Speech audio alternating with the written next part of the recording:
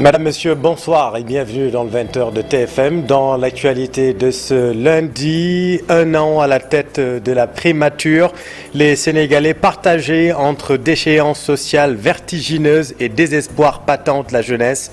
Bilan du gouvernement Amadou Ba 1 à 5 mois de la présidentielle. Décryptage à suivre. À la une également, immigration irrégulière. Le chef de l'Église à Thiès demande au pays d'accueil de respecter les droits des migrants. L'immigration irrégulière, c'est aussi l'afflux de migrants sur l'île Lampedusa. Des milliers de migrants d'horizons ouverts. Combien de Sénégalais sont sur place? Nos équipes se sont rendues à Lampedusa. Reportage édifiant à suivre. Et puis à J-17 de la rentrée scolaire, on s'intéresse à la vente de livres. La librairie par terre, jadis coin des bonnes affaires pour les chefs de famille gorgorlou. Mais le digital a beaucoup impacté négativement le business, vous le verrez. Voilà pour les titres et tout de suite le développement.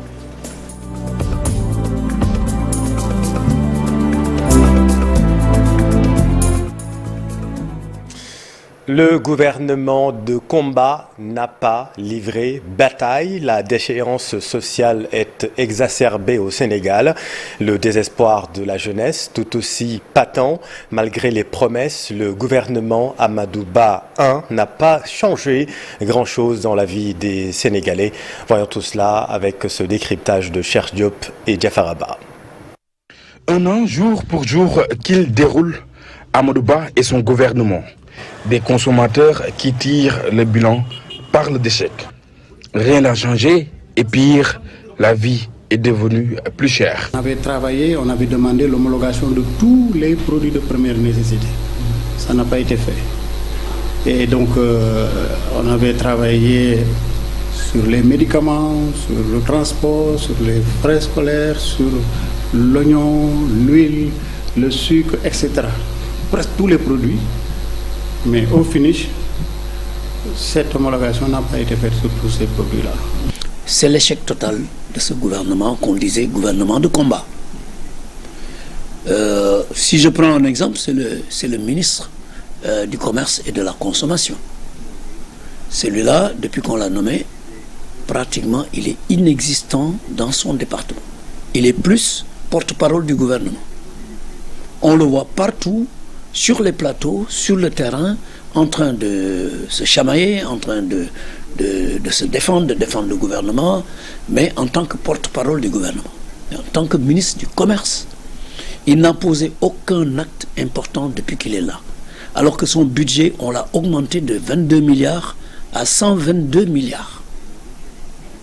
Voilà un ministère qui doit être horizontal, qui doit toucher tous les secteurs de la consommation. Depuis un certain temps, des jeunes partent en mer dans l'espoir de trouver une vie meilleure à l'étranger, ce qui traduit leur désespoir. Si on prend les jeunes comme des boys, entre guillemets, alors que c'est des personnes responsables qui sont mariées, qui ont des charges familiales, etc., on ne va pas régler le problème des jeunes. Il faut les écouter, les comprendre. Parce que celui qui va se tuer en mer, c'est quelqu'un qui a une fierté, qui veut vraiment régler des problèmes. Donc c'est pas quelqu'un qui est paresseux, etc. Donc, mais ils n'ont aucune ici. À 5 mois de l'élection présidentielle, difficile de rectifier le tir d'après Maître Mansour Kane. Ils ne vont s'occuper que de questions d'élection. Ça, vous allez le sentir très rapidement. Il y a déjà des alertes qui ont été données, même par les enseignants, pour ce qui concerne l'enseignement. L'école. Donc, je pense que c'est trop tard. Quelles sont les solutions alors? Les solutions, je ne vois pas de solution immédiate. D'après nos interlocuteurs, l'espoir que suscitait la nomination du gouvernement d'Amadou Ba est anéanti. Ils espèrent que le prochain régime va tirer des enseignements de ces échecs et rectifier le tir. L'actualité politique, c'est aussi le soutien du bout des lèvres du président Abdoulaye Daouda Diallo au candidat Amadou Ba, ralliement de cœur ou de raison. Le point avec Alassane Ba et Diafar Abba. D'abord, le silence d'Abdoulaye Daouda Diallo après le choix porté sur Amadou Ba, les négociations avec le président Macky Sall et au finish le discours de soutien en dit long d'après le docteur en communication. Il va jusqu'à qualifier sa sortie de discours de non-soutien. Abdoulaye Daouda Diallo, dans son discours, a dit ouvertement et clairement qu'il porte son allégeance à Macky Sall. Et donc, il n'a pas forcément porté son allégeance à Amadou Ba. Ensuite, Abdoulaye Daouda Diallo dit également que lui-même, il va fondamentalement se ranger derrière le choix de Macky Sall et que par conséquent, Amadou Ba doit peut-être penser que s'il n'a pas cité son nom, qu'en réalité son allégeance ne lui va pas directement. Et donc pour tous ces non-dits et pour tous ces actes posés, on peut penser que le discours de soutien a été plutôt un discours de non-soutien. Ce discours-là qui devait être une adhésion a été beaucoup plus un discours de non-adhésion. Tout le contraire de ce responsable de l'APR, Ibrahima Babassal, qui pense qu'il n'y a aucun problème entre les deux hommes. L'engagement de ADD ne souffre d'aucun doute et mieux, il va mouiller le maillot pour la victoire du candidat de Benno.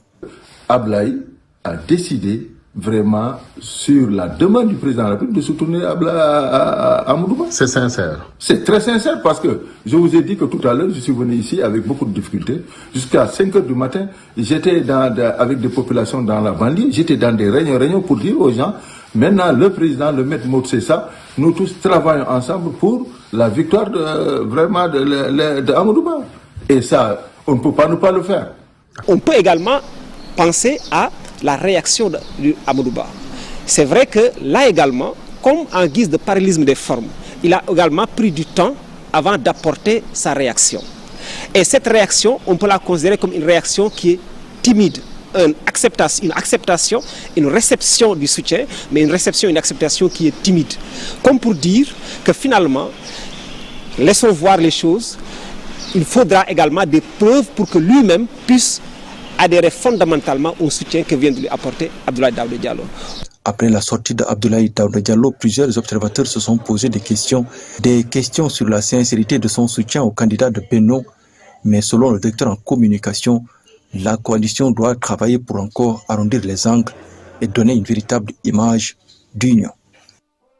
Merci Alassane. Toute autre chose, sécurité en mer, 6 modules de formation pour des pêcheurs dans le nord du Sénégal. Plus de 500 ont bénéficié de la formation à Saint-Louis du Sénégal. Des modules, parmi les modules, la survie et le développement des activités offshore. Reportage Ousseynou Diop, Habib Seck. 511 pêcheurs, marins artisans et capitaines d'embarcation ont reçu leur attestation de fin de formation organisée par l'Agence nationale des affaires maritimes.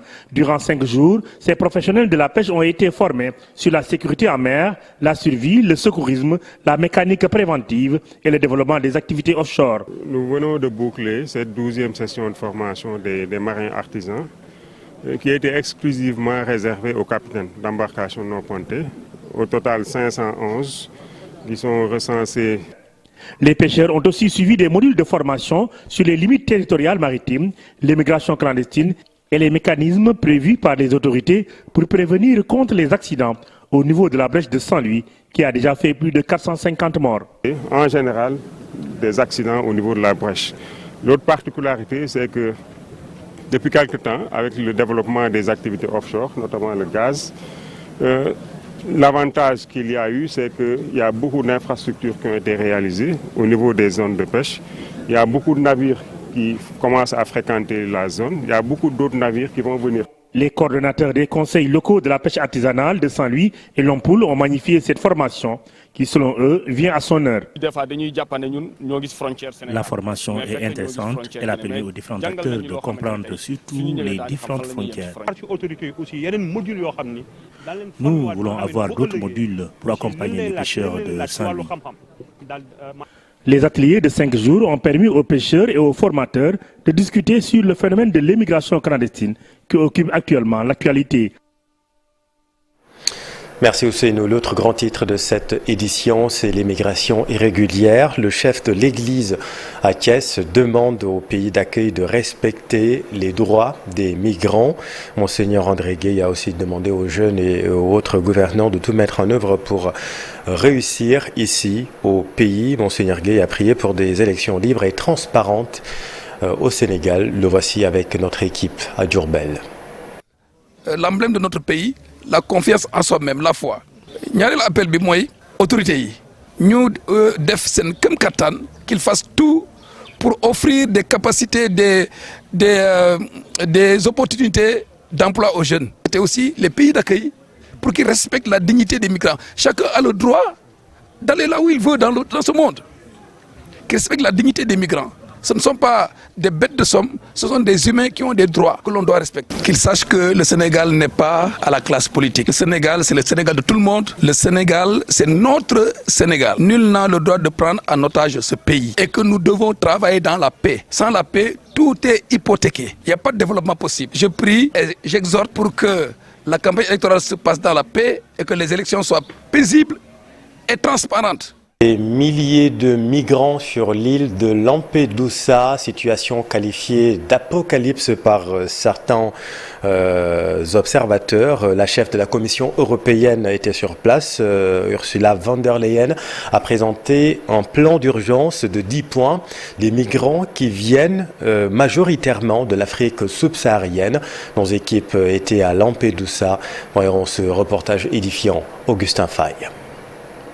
Entre lundi et mercredi, environ 8500 personnes, soit plus que l'ensemble de la population de Lampedusa, sont arrivées à bord de 199 bateaux, selon les chiffres de l'Agence des Nations Unies pour les migrations. Situé à moins de 150 km du littoral tunisien, Lampedusa est l'un des premiers points d'escale pour les migrants qui franchissent la Méditerranée en espérant gagner l'Europe. Chaque année, pendant l'été, ils sont des dizaines de milliers à prendre la mer sur des embarcations de fortune. Dimanche 17 septembre, la Croix-Rouge italienne qui gère le hotspot, le centre d'accueil de Lampedusa, a indiqué que 1500 migrants s'y trouvaient encore pour une capacité de 400 personnes. Quand je suis entré à l'intérieur en tant que parlementaire, j'ai pu constater l'apocalypse.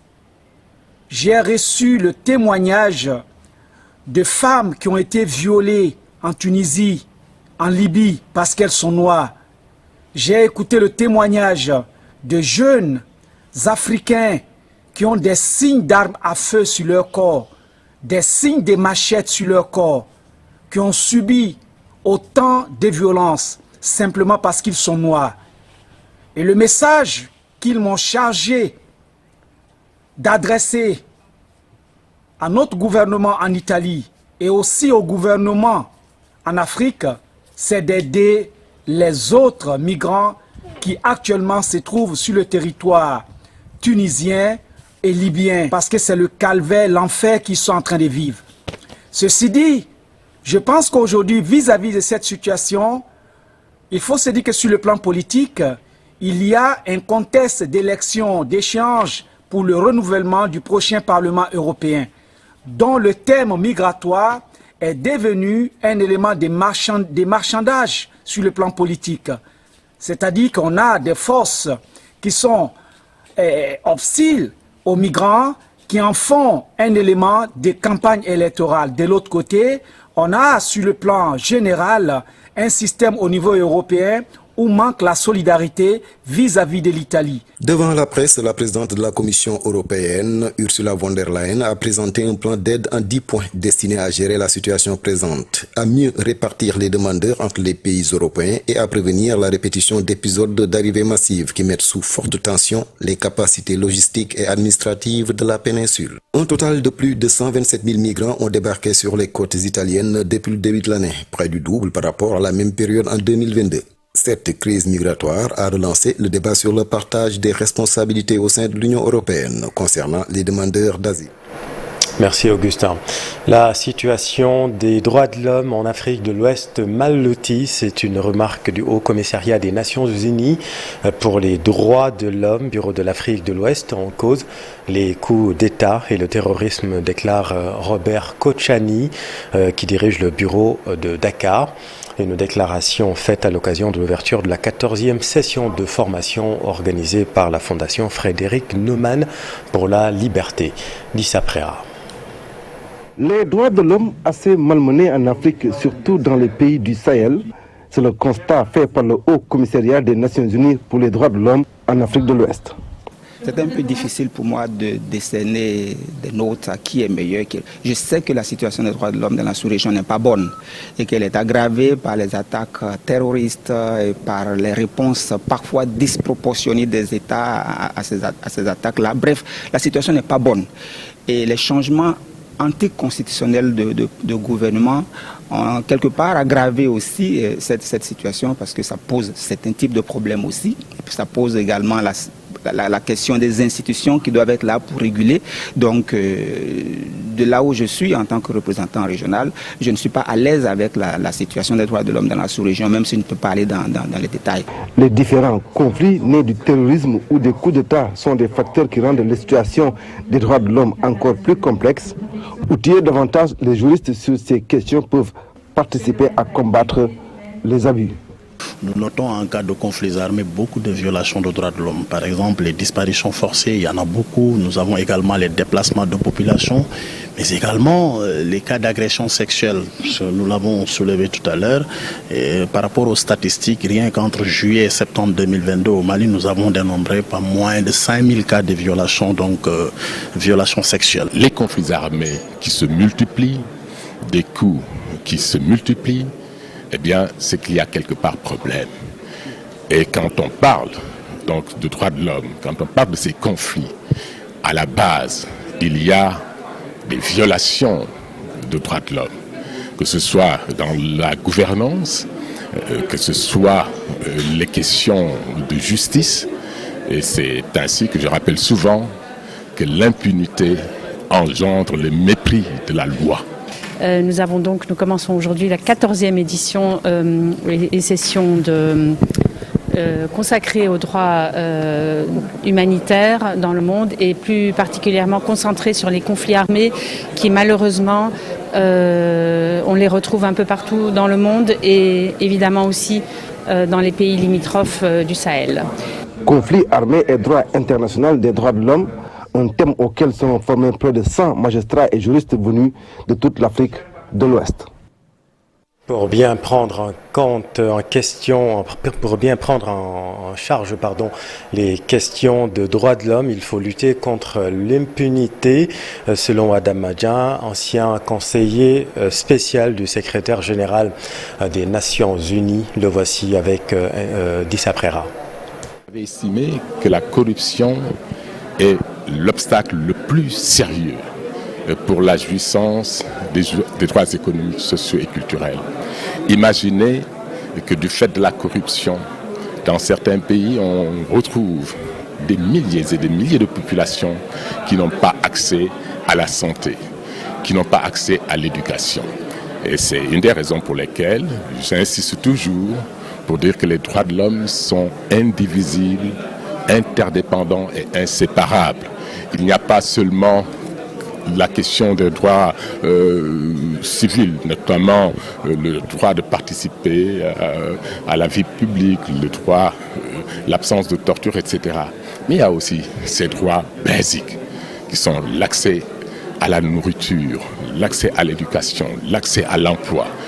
Et aussi, il faudrait que nos organisations non gouvernementales se mobilisent sur ces questions, y compris aussi d'ailleurs la question climatique. La question climatique est importante. Et la question de l'environnement, la protection de la nature, et que nous devons faire en sorte que la primauté du droit soit respectée. Parce que là où le droit n'est pas respecté, eh bien, c'est l'incurie qui suit.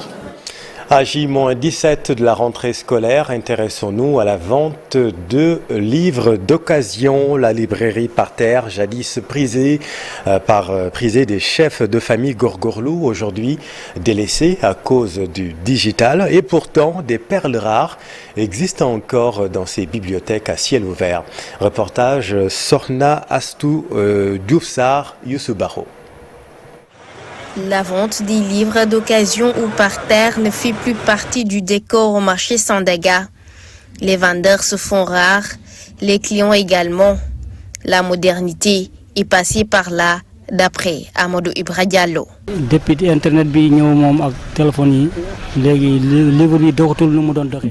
y a Internet, notre travail ne marche plus. Avant, les gens venaient pour échanger ou acheter, mais aujourd'hui, ils préfèrent se documenter sur Internet.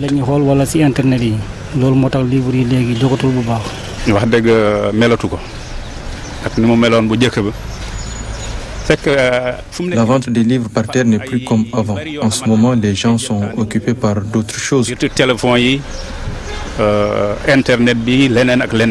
Malgré tout, certains vendeurs établis dans cet espace de vente guettent l'arrivée des clients.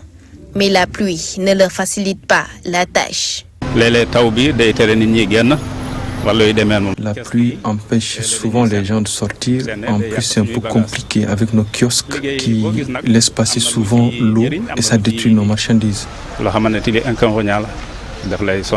Pour ce parent d'élèves, la vente de livres bat de l'ail parce que les élèves ne lisent plus. C'est que les jeunes d'aujourd'hui ne lisent pas. Ils ne lisent pas du tout. Maintenant, qu'est-ce qu'il explique? À mon avis, à mon humble avis d'ailleurs, je crois que c'est les téléphones, l'aspect électronique de la lecture qui fait que les enfants ne lisent pas. Souvent ils te disent je vais télécharger tel livre, je vais télécharger tel livre, mais en réalité je crois qu'ils ne le font même pas. Souvent j'essaie de pousser mes enfants à la lecture, mais voilà, souvent tu leur proposes des livres ou bien tu en achètes, mais ils ne les ouvrent même pas. Il préfère toujours te dire papa j'ai téléchargé, je l'ai sur mon téléphone, je vais voir Google. En réalité, je crois que les enfants n'aiment pas la lecture. La rentrée scolaire approche. Elle est prévue pour le 5 octobre pour les élèves. Au marché Sandaga, l'engouement ne se ressent pas encore. Les libraires par terre exposent les ouvrages en attendant impatiemment de potentiels. Sornas Toudjoussar, stagiaire à la télévision Futur Média, merci beaucoup.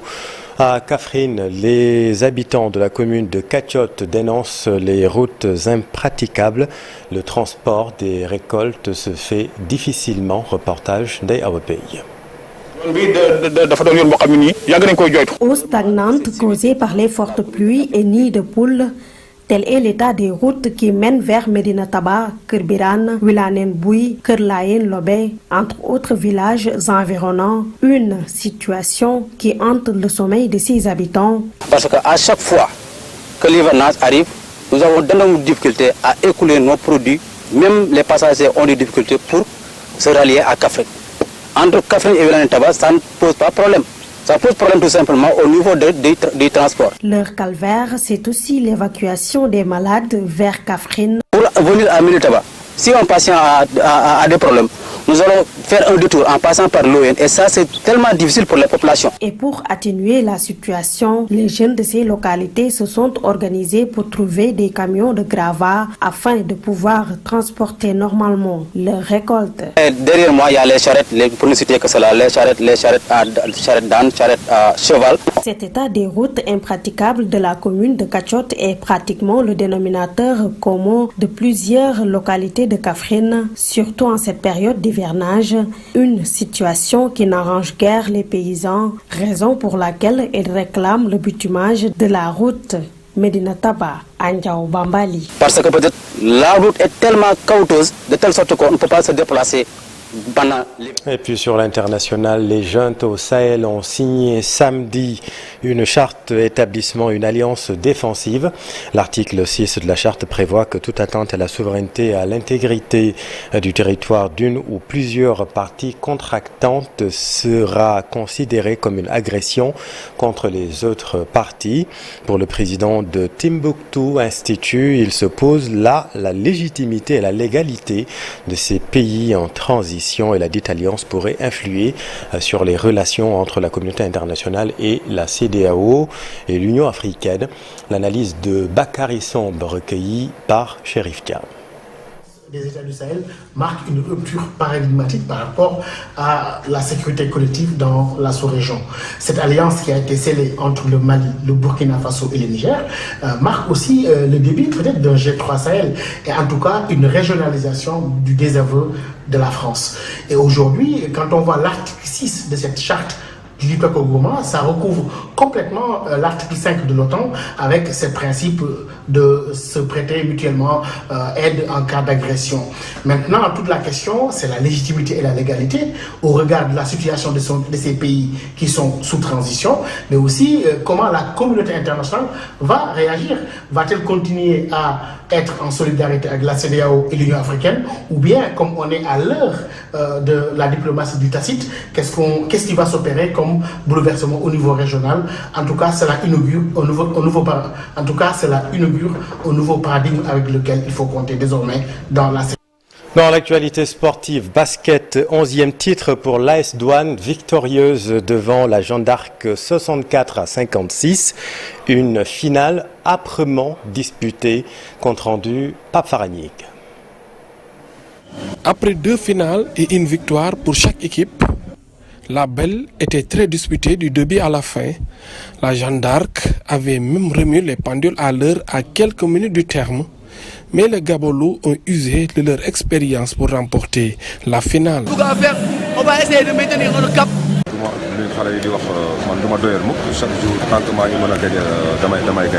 Très déçu après la défaite, la GA estime que la finale s'est jouée sur des détails. Entièrement, autant j'ai assumé la victoire. Cette défaite d'aujourd'hui, c'est moi. C'est pas les joueurs, ils ont donné ce qu'ils avaient à donner. Donc on va aller continuer à travailler, Inch'Allah. Normalement, il doit avoir 80 points. Donc, si nous arrivons à scorer, bon, il y a beaucoup de choses, ça se passe quoi.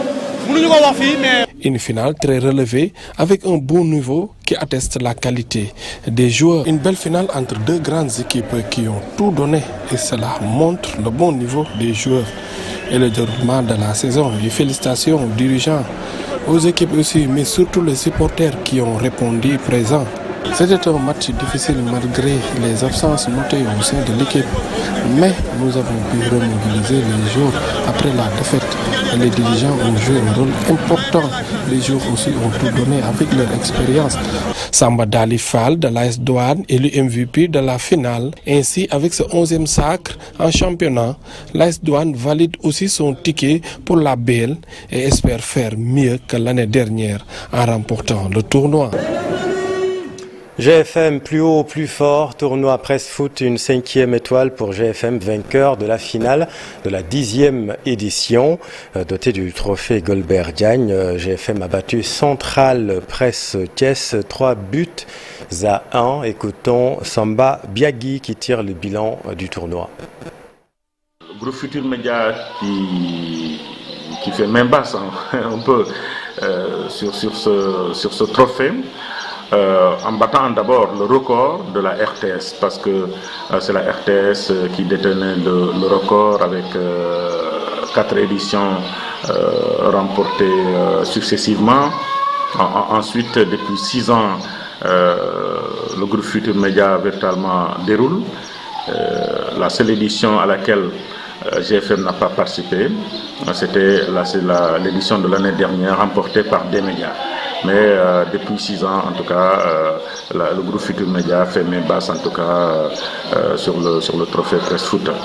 Cette équipe de GFM, comme l'avait dit Birandour, on finira par les exclure de ce tournoi-là. Hein.